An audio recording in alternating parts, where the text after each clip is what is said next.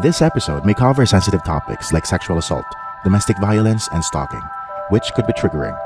While we recognize the challenges this content may pose, we advise you to prioritize your safety and well-being.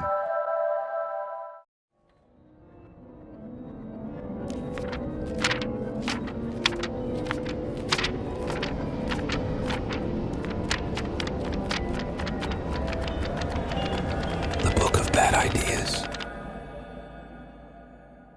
May mga kwento na hindi mo maririnig sa media. Mga kwentong hindi sinasabi ng magulang mo at siguradong hindi mo mababasa sa mga libro ng mundo. Ito ang mga lihim na tinatago ng bawat pamilya, mga kasalanan kinubli ng reliyon, mga desisyong akala mo maliit lang, pero ngayon pinagsisihan mo na. Dito, walang happy ending, walang moral lesson, at kadalasan, ang multo at aswang ay ikaw rin. Ito ang mga twisted stories sa Book of Bad Ideas. At kami ang inyong host. Ako si Nix. At ako si Steve. Don't forget to follow us and subscribe. At humanda na kayo sa ating storyang hindi mo dapat pakinggan mag-isa. Ang una nating kwento ay Balbal sa Burol. Naniniwala ka ba na dapat hindi iniiwang mag-isa ang patay? What if naiwan ito? Totoo kayang may darating na aswang at kakainin nito? Ito ang horror story ni John ngayong gabi. Sulat niya, gusto ko lang i-share ang aking horror story, Kuya Steve at Ate Rex. Ako po si John Aaron Panopio, taga Carmona, Cavite. Hindi po talaga ako naniniwala sa pamahiin na ito, pero pag nangyari pala ito sa iyo, susundin mo rin pala. Nung nakaraang buwan, namatay ang aking nanay at binurol namin siya sa bahay lang. Maliit lang ang aming pamilya. Ako, si nanay at si tito ko. Matagal na kasing patay si papa at ang kapatid kong panganay. Kaya masakit para sa akin nang nawala si nanay. Kami na lang ni tito ang natitira. Wala din ganong kaibigan si nanay at ang aming ibang kamag-anak ay nasa Samar naman. Kaya konti lang ang dumalaw at nakiburol. Salitan lang kami ni tito sa pagbabantay kay nanay. Dalawa lang kasi kami. Sabi nila kasi, wag daw iiwang mag-isa ang patay. Sa modern times parang nakakatawa siya, di ba? Pero sabi ni tito, wala namang masama kung susundin namin. Kaya sinunod ko na lang din.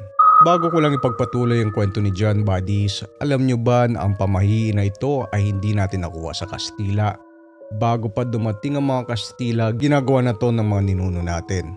Ibig sabihin, matagal na natin kinakatakutan ng aswang.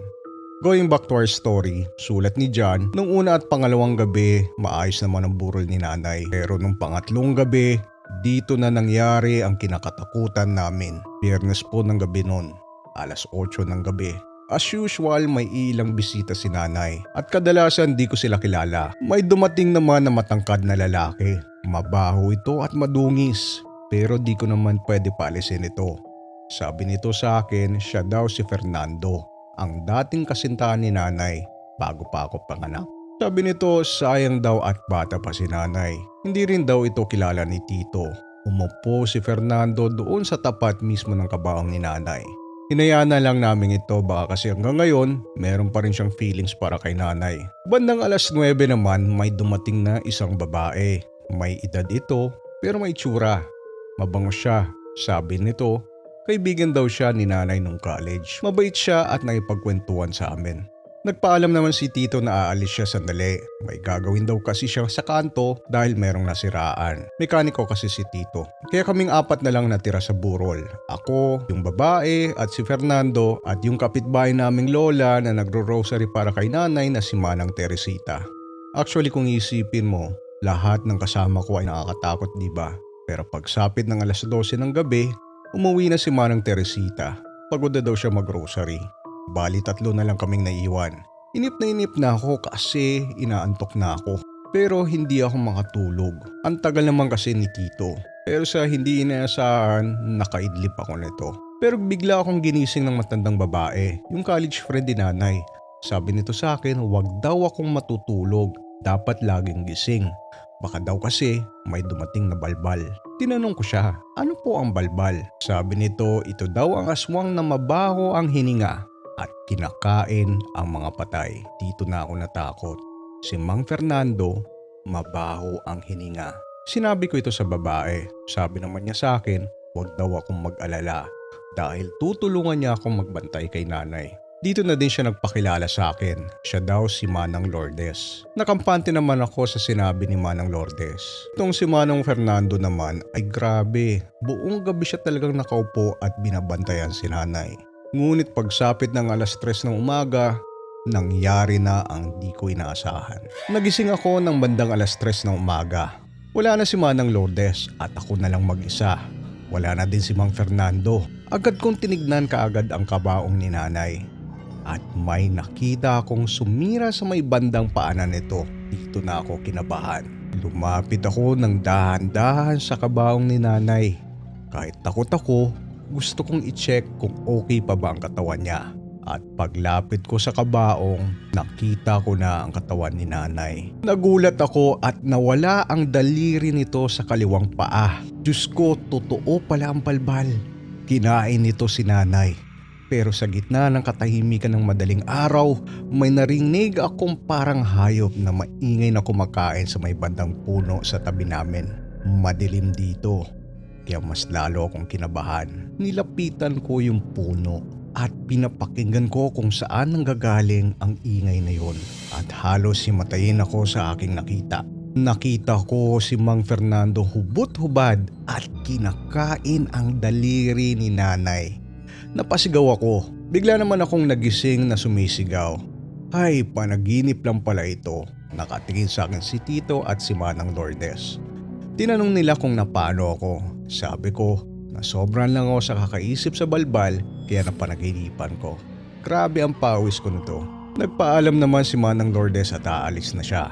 Nagpasalamat naman ako at tinulungan niya akong bantayan si nanay.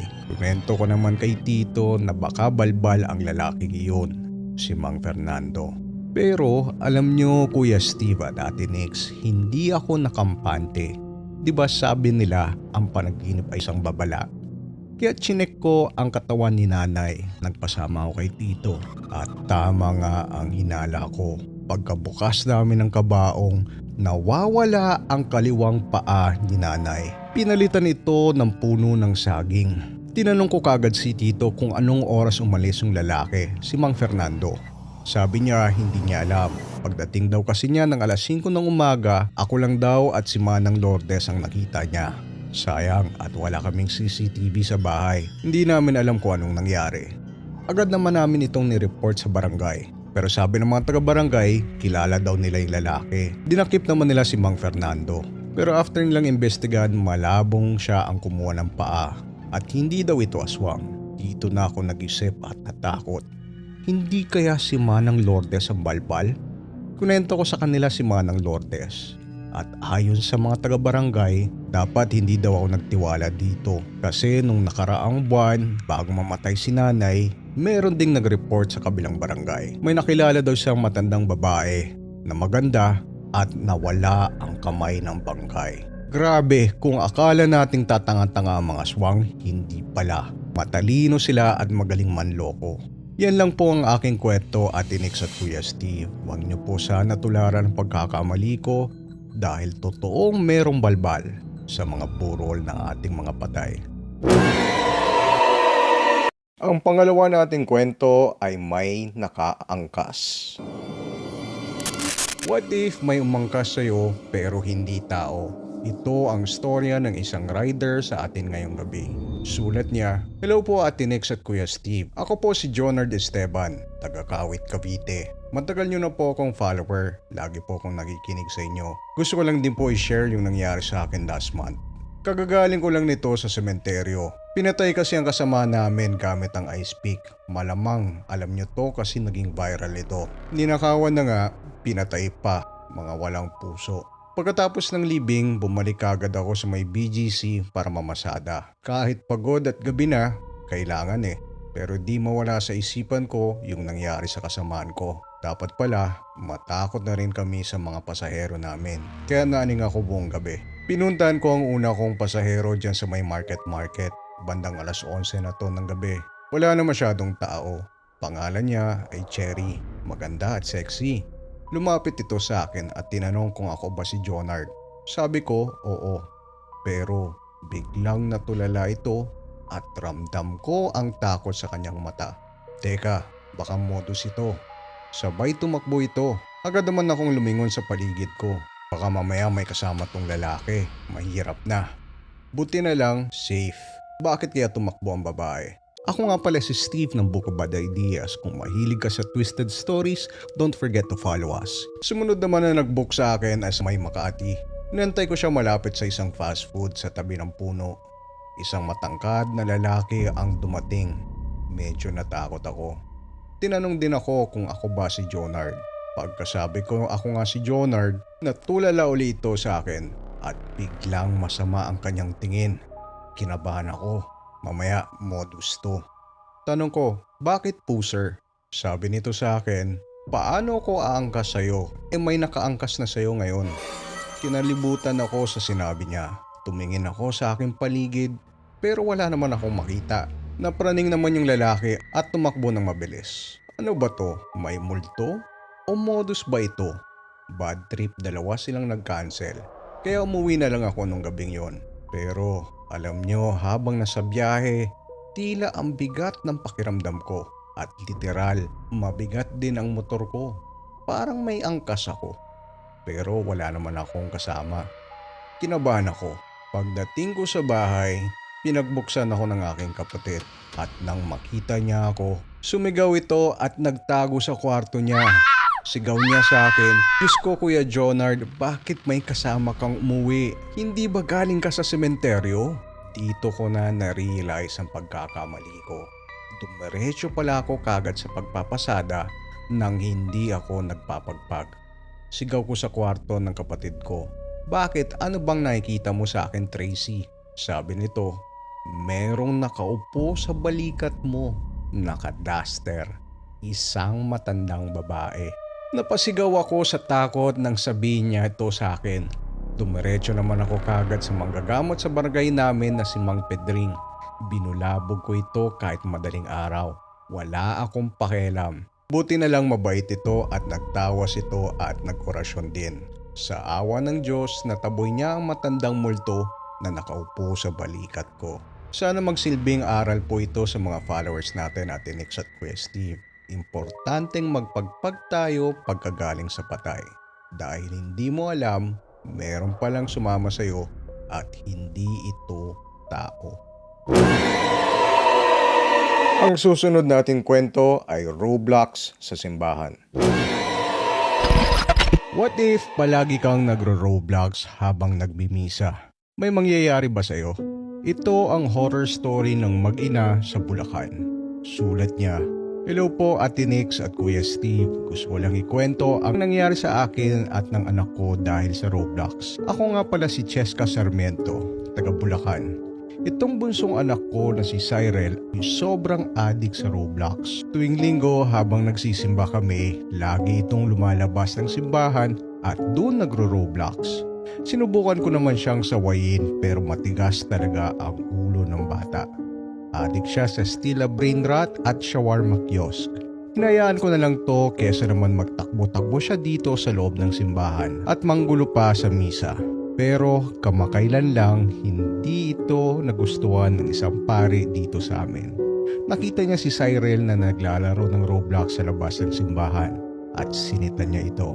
At medyo bastos din ang paring ito. Kinuha niya ang cellphone ni Cyril at binasag ito sa harapan niya. Sinumbong to sa akin ng aking anak. Pinuntahan ko naman si Bishop at sinabi ang ginawa ng paring ito. Ang pangalan ng pare ay si Father Benny Aguila. Ngunit wala namang ginawa si Bishop, maski palitan man lang ang cellphone si Cyril, ayaw nilang gawin. Matagal ko din kaya yung pinag-ipunan para makabili ng cellphone. Ako nga pala si Steve ng Book of Bad Ideas. Kung mahilig ka sa twisted stories, don't forget to follow us.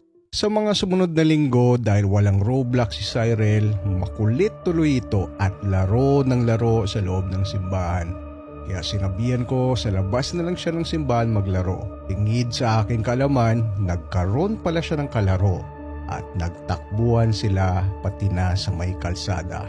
At dito na nangyari ang kinakatakutan ko. Nabundol si Cyril ng isang motor. Agad naman namin siyang nasugod sa ospital. Nabali ang kanyang paa. pero nagpapasalamat na rin ako at buhay siya. Nasampal ko ang driver ng motor kahit sinabi nito na sasagutin daw niya ang lahat. Nagalit din ako kay Father Benny. Pinuntahan ko ito at sinabi sa kanya ang nangyari sa aking anak. Kung nagro-Roblox lang ang aking anak, hindi ito mangyayari. Inimbestiga naman ito ng mga pulis pati ang CCTV sa may simbahan at dito na sila natakot. Ang kalaro kasi ng aking anak na kasama niya tumakbo sa kalsada ay walang mukha. Para lang itong isang anino sa CCTV footage. Wala din nakakilala sa bata o nakakita nito except sa aking anak. Pero hindi ko gets na sa simbahan tayo, ang bahay mismo ng Diyos, pero may mga ganyan. Hindi ba dapat takot sila sa simbahan? Ayaw din nitong investigahan ni Bishop pati na ni Father Benny. Mga hayop talaga sila. Pero alam nyo, may karma talaga. Dahil last week, Sunday night, pagkatapos ng last mass ni Father Benny, may lumapit daw ditong babae at humihingi ng tulong. Sinama naman to ni Father Benny at tumawid sila sa kalsada. Yun nga lang, pagkatawid nila, hindi nakita ni Father ang isang truck at napundol siya. At sa kasamaang palad, namatay si Father Benny. At alam nyo ba kung anong mas nakakatakot at Nix at Kuya Steve? Pag-check nila ng CCTV footage, katulad din ito sa aking anak. Parang anino lang daw ang babae. Wala ding nakakakilala sa babae na nakausap ni Father Benny. Pakiramdam ko ito ang parehas na espiritu na kumaibigan sa aking anak. Hindi ko kinakasaya ang pagkamatay ni Father Benny pero di ko rin kontrol ang karma na nangyari sa kanya. Kung inimbestigahan nila ito at blines ang kalsada o ang lugar ng espiritu, hindi siguro ito mangyayari. Yan po ang aking horror story, Ate Nix at Kuya Steve. Ang aking tanong lang po, bakit kaya may espiritu o multo sa simbahan? Salamat sa iyong kwento, Mrs. Sarmiento. Kawawa naman si Cyril, sana gumaling siya. Actually, iniisip ng lahat, ang school daw ang laging dating sementeryo. Pero if you look at our colonial history, lalo na sa panahon ng Kastila, kadalasan sementeryo ay nasa simbahan mismo. Ito lang sa akin ha, I would guess ganun ang nangyari. Kaya madaming ligaw na kaluluwa dyan. Pero mas maganda investigahan niya ng simbahan nyo mismo. At yan ang twisted story natin for today, buddies. Hanggang sa muli, kita-kits sa dilim. Ang huli nating kwento ay Barang sa Baha. What if tumulong ka na nga pero binarang ka pa? Ito ang malagim na storya ni Sargento Rondina ngayong gabi. Ngunit bago tayo magsimula ng ating kwento, buddies, sana ay nasa bahay ka ngayon at ligtas. Kung may lakad ka, pagpaliban mo muna ito. Kasi grabe talagang ulan sa labas. Be safe at makinig ka na lang ng kwento namin dyan lang sa bahay nyo.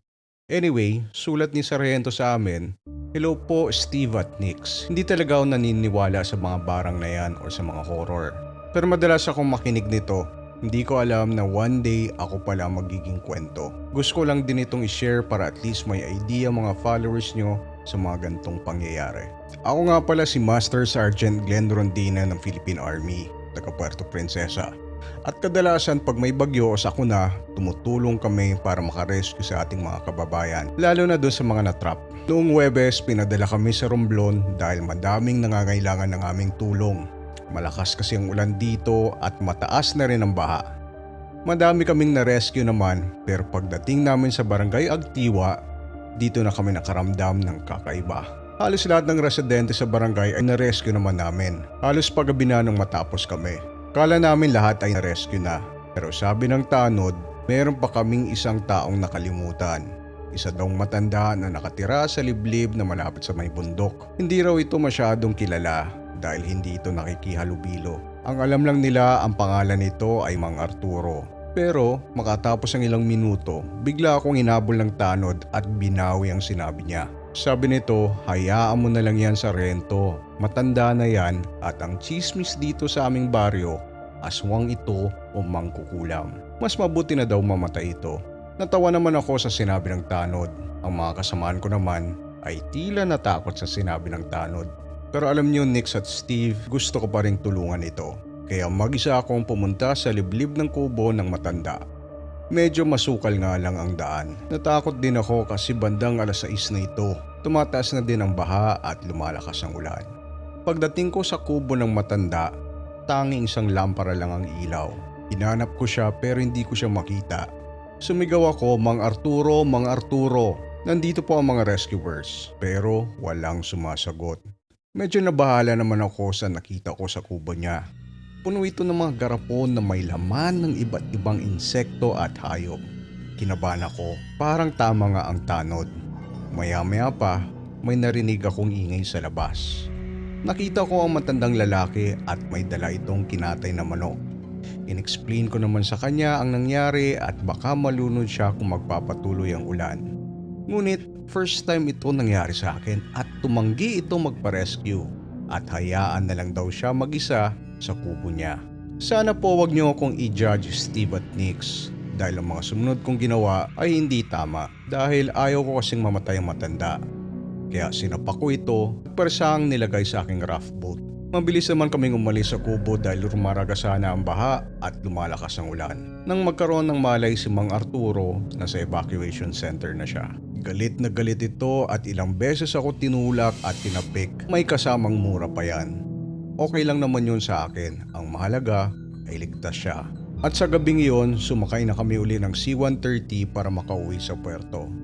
Kala ko dito na magtatapos ang kwento ko sa matanda.